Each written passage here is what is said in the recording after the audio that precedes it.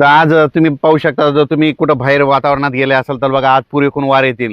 पुरेपूर जोराजोरानं वारे आले, वावटूळ आली की समजायचं असं या 2-3 दिवसात पावसाचं वातावरण आहे, म्हणून हे निसर्गावर पिकवतं. म्हणून द्राक्ष शेतकरी असो, तूर उत्पादक शेतकऱ्यांना सांगू इच्छितो की तुम्ही काय करा, आज तुमच्या जर पेंड्या हे असतात तर त्या झाकून ठेवा. कारण की कांदा शेतकऱ्यांनी कांदा देखील झाकून घ्या. कारण की आज रात्री त्याला बऱ्याच भागामध्ये तुरळक ठिकाणी पाऊस पडणार आहे, सर्वदूर पडणार नाही, म्हणून हा अंदाज लक्षात घ्यायचा. ह्या पावसामध्ये पाऊस जास्त नाही पडणार, पण त्याच्यामुळे मात्र वातावरण मात्र धुळीचं प्रमाण असणार आहे, म्हणून हे देखील अंदाज सर्व शेतकऱ्यांनी लक्षात घ्यायचा. द्राक्ष बागायतदार व डाळिंब शेतकऱ्याला सांगू इच्छितो की वातावरणात धुळी असल्यामुळं तुम्ही आज रात्री त्याला पाऊस येत असल्यामुळे तुम्ही कोणतं औषध पाऊस येण्याच्या अगोदर तर मारू शकतात ते मारून घ्यावे. म्हणून हे द्राक्ष शेतकऱ्यांनी हे देखील खास करून अंदाज लक्षात घ्यायचा. डाळिंब शेतकऱ्यांनी हे देखील अंदाज लक्षात घ्यायचा. परत एकदा सांगतो, आज रात्रीच्याला काही ठिकाणी दुपारनंतर, आज रात्रीच्याला मध्यरात्री 2च्या नंतर, काही ठिकाणी 9च्या नंतर, काही ठिकाणी 5 वाजता, काही ठिकाणी दुपारी 2च्या नंतर. परत एकदा सांगतो, कर्नाटक, निपाणी, कोल्हापूर, सोलापूर, सांगली, सातारा, त्याच्यानंतर पुणे जिल्ह्यामध्ये जुन्नर, त्याच्यानंतर बारामतीला बी पाऊस पडणार आहे.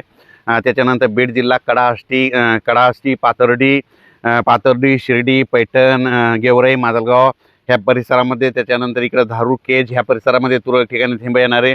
त्याच्यानंतर तो पाऊस जालन्याकडं, सिल्लोडकडं, संभाजीनगर, त्याच्यानंतर मालेगाव, नाशिक, सटाणा, त्याच्यानंतर नंदुरबार जिल्ह्यात देखील तुरळक भागात, त्याच्यानंतर जळगाव जिल्ह्यात पारोळा त्या भागात देखील पडणार आहे.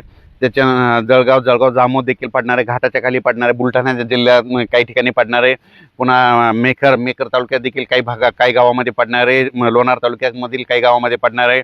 रिसोड तालुक्यात देखील तुरळक ठिकाणी पडणार आहे. अकोला जिल्ह्यात पडणार आहे. अकोटकडे जाणार आहे. पुन्हा परतवाड्याकडे पाऊस पडणार आहे.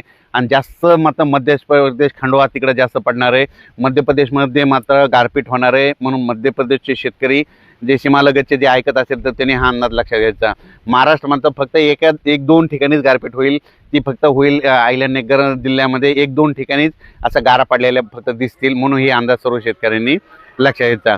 सगळीकडे मात्र कुठं काही गारपिटीचं वगैरे काही एवढं वातावरण नाही, म्हणून हा अंदाज देखील सर्व शेतकऱ्यांनी लक्षात घ्यावा.